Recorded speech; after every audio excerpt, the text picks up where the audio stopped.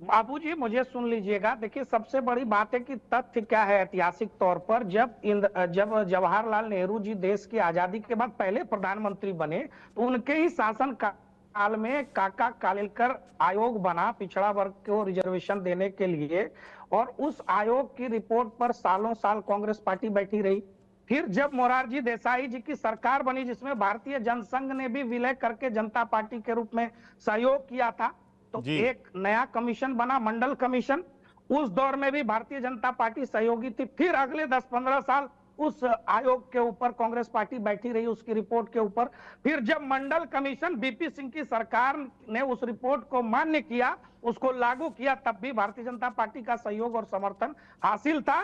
और तब सदन के भीतर बकायदा राजीव गांधी जी ने उस रिजर्वेशन का विरोध किया था। और 1961 में राज्य के तमाम देश के सभी राज्यों के मुख्यमंत्रियों को नेहरू जी ने चिट्ठी लिखकर आरक्षण के विरुद्ध अपनी मंशा जताई थी। ये सब ऐतिहासिक तथ्य है। आज स्थिति क्या है, राहुल गांधी जी का एक वक्तव्य याद दिलाता हूं। उन्होंने कहा था कि देश में केरोसिन छिड़का जा चुका है, बस एक माचिस लगाने की देर है। तो कांग्रेस और वामपंथ का इकोसिस्टम लंबे समय से देश में केरोसिन छिड़कता रहा है। और आज वेल्थ रीडिस्ट्रीब्यूशन, संपत्ति का एक्सरे, मुस्लिम रिजर्वेशन, मुस्लिमों को ठेके में रिजर्वेशन, यहाँ रिजर्वेशन, ये सारी बातें करके कांग्रेस पार्टी फिर से वही माचिस लगाने का प्रयास कर रही है। जो माचिस कभी जवाहरलाल नेहरू जी ने भारत विभाजन के समय उसको स्वीकार करके लगाई थी, लाखों की बलि ले ली। राजीव गांधी जी ने वो माचिस लगाई थी, कहा बड़ा पेड़ गिरता है धरती हिलती है, हजारों लोग मारे गए। जवाहरलाल नेहरू, राजीव कोशिश गांधी, हो रही इंदिरा है। गांधी तक पहुंच जब जाते हैं। आरक्षण की बात होगी, जब मुस्लिम आरक्षण की बात होगी,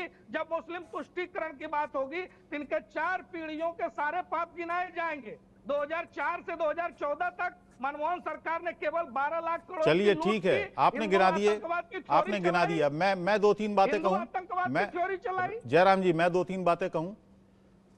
जब संविधान बनकर तैयार हुआ 1949 में, तो आरएसएस के मुखपत्र ऑब्जर्वर ने एक लेख छापा और उसमें कहा कि इस संविधान में भारतीयता है ही नहीं। सबसे बुरी चीज इस संविधान में है कि इस संविधान में भारतीयता नहीं है। आरक्षण पे बहुत सारे बयान आरएसएस नेताओं के दिए। संविधान समीक्षा आयोग बना अटल बिहारी वाजपेयी की सरकार में। और कुछ कहना है आपको? मैं आपको याद दिला रहा हूं। हाँ, नहीं तो मैं बस अपनी बात पूरी कर लेता हूं।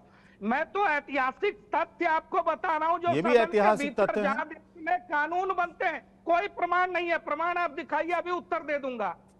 कहने के लिए बहुत कुछ लोग कह रहे हैं। आज लालू प्रसाद यादव ने आपके सामने कैमरे पर कबूल किया कि मुस्लिम आरक्षण पूरा का पूरा दे देना चाहिए। उस पर तो लोग झुठलाने के लिए यहाँ बैठे हैं। और आप कहीं से कहीं का कोई उदाहरण जिसका साक्ष्य कुछ है नहीं, उस पर मैं जवाब दे दूं। लेकिन अगर सदन के भीतर राजीव गांधी ने आरक्षण का विरोध किया, चिट्ठी लिखकर नेहरू जी ने विरोध किया, तो उसकी कोई चर्चा नहीं होनी चाहिए। मुस्लिम रिजर्वेशन को लेकर के कांग्रेस पार्टी का ये प्लान कोई आज नहीं है। 2004 से 14 तक यही सब किया। कम्युनल वायलेंस बिल अगर भारतीय जनता पार्टी ने विरोध नहीं किया होता, तो उस समय जो नेशनल एडवाइजरी काउंसिल थी, उसमें क्या था भाई? कहीं पे दंगे कोई भी करेंगे, बहुसंख्यक समाज, हिंदू समाज दोषी होगा। इस प्रकार हिंदू विरोधी मानसिकता। ठीक है, संतोष कुमार जी भी हमारे साथ जुड़ गए हैं, वरिष्ठ पत्रकार हैं संतोष कुमार जी। मैं जगदीश जी आऊंगा, संतोष जी का एक वक्तव्य ले लूं। संतोष जी, आरक्षण पर बात हो रही है। लालू प्रसाद यादव ने जो बयान दिया मुस्लिम आरक्षण को लेकर, उस पर यहां पर चर्चा हो रही है। आप क्या मानते हैं, जो बयान उन्होंने दिया और बीजेपी जिस तरह से पेश कर रही है, उसमें क्या डिफरेंस है? देखिए, ये सारी बातें चाहे प्रधानमंत्री जी हो चाहे लालू प्रसाद हो, दोनों आदमी धर्म के आधार पर लोगों को बांटने का प्रयास कर रहे हैं। प्रधानमंत्री जी मतलब एकदम गलत वक्तव्य दे रहे हैं आरक्षण को लेकर के कि बांट दिया जाएगा। आरक्षण पहले से मिला हुआ है मुसलमानों में, मुस्लिम, सिख, ईसाई जो भी हैं सबको, पिछड़ों को मिला हुआ, जो भी पिछड़ी जाति में सबको आरक्षण मिला हुआ है। जी, शेख सैयद पठान भी पिछड़ी जाति में आते हैं। सही कहा। जो भी है सबको आरक्षण मिला हुआ है, जो भी पिछड़ी जाति में है। शेख सैयद पठान, शेख सैयद मुगल पठान जिनकी आप बात कर रहे हैं, वहां पर कर्नाटक और आंध्र प्रदेश की आप बात कर रहे हैं, उसके लिए 2 कैटेगरीज बनाई गई थी। उसमें बकायदा सर्वे हुए थे, कमेटी बनी थी। कमेटी ने अपनी रिपोर्ट दी थी कि हाँ पिछड़ापन है शैक्षणिक आधार पर भी और आर्थिक आधार पर भी। उसके लिए तो ऑलरेडी सर, आप अबू साहब, उसके लिए ऑलरेडी ईडब्ल्यूएस भारत सरकार ने लागू किया है जी। जनरल में जहां गरीबी है उसके लिए लाया है ना।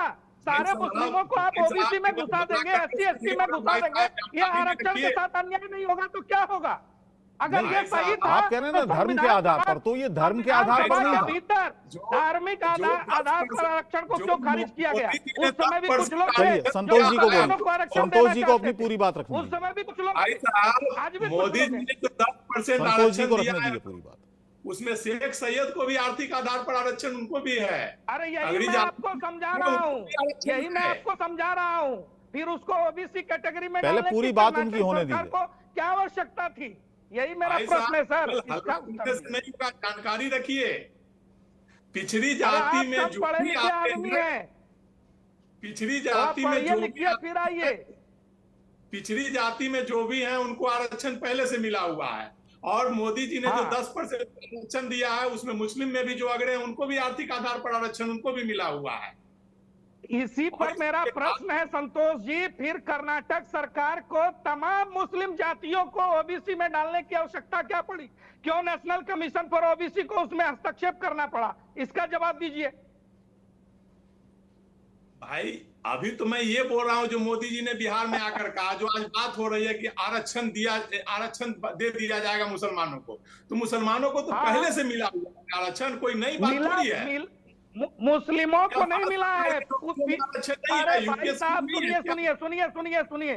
सुनिए, वो पिछड़े वर्ग को मिला, चाहे वो मुस्लिम में हो, चाहे हिंदू में हो, चाहे सिख ईसाई हो। वहां मुसलमानों का आरक्षण की बात नहीं है। आज लालू प्रसाद यादव ने मुस्लिम आरक्षण की बात को स्वीकार किया है। हमारा विरोध इस बात का है, अगर किसी भी धर्म का कोई व्यक्ति पिछड़ा है, आर्थिक रूप से कमजोर है, सरकार ने ईडब्ल्यूएस भी दिया है, सवर्णों को भी उसमें फायदा मिलेगा।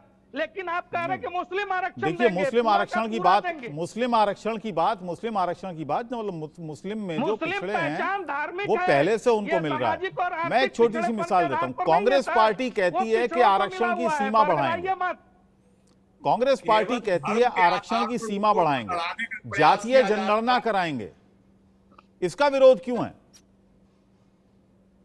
बरगलाइए मत लोगों को, पिछड़े को मिला हुआ है, किसी मुस्लिम को, हिंदू को नहीं मिला हुआ है, दलित को मिला हुआ है, आदिवासी को मिला हुआ है। आप जब कहते हैं कि मुसलमानों को पूरा का पूरा देंगे तो ये धार्मिक आधार पर नहीं है तो क्या? और सारे ओबीसी के पूरे उस रिजर्वेशन में सारे मुस्लिम जातियों को बंगाल में भी डालने का प्रयास हुआ और कर्नाटक में तो डाल दिया, अभी कोर्ट में चल रहा है मामला। ये प्रयास साफ दिखाता है कि आप सभी मुसलमानों को रिजर्वेशन धार्मिक आधार पर। ठीक है, चलिए एक बयान आ गया, लालू यादव की तरफ से एक बयान आ गया, जरा वो सुनवा दें पहले। मुस्लिम आरक्षण वाले बयान पर लालू यादव की सफाई आई है, आरक्षण का आधार सामाजिक होता है, ये लालू यादव ने कहा है कि आरक्षण का आधार धर्म नहीं होता। ये लालू यादव की तरफ से बयान आया है। बीजेपी वाले घबरा गए हैं, बीजेपी के लोग पिछड़े विरोधी हैं, ये भी लालू यादव ने कहा। उन्होंने कहा कि धर्म के आधार पर आरक्षण नहीं होता बल्कि सामाजिक आधार पर आरक्षण होता है। कमीशन मैंने लागू किया था। अब आरक्षण सामाजिक आधार होता है, धर्म आधार नहीं होता है। अटल बिहारी वाजपेयी जी ने संविधान समीक्षा आयोग बना दिया था और ये लोग यही चाहते हैं, ये लोग कि ये जो थर्ड फेज का जो चुनाव हो रहा पूरा खुजली इनको खुजला रहा दे इनका, और हम थर्ड फेज में हम काफ़ी हमारे पक्ष में रिपोर्ट आ रहा है, हमारे गठबंधन के हम जीतेंगे। 400 पार वाला बात लोग का हमेशा 400 पार का बात मतलब ये साइकोलॉजिकल एक असर देने के लिए लोगों के दिमाग में कि अरे यही जीतेगा। कहाँ से जीतेगा ये? 200 भी पार नहीं हो रहे हैं।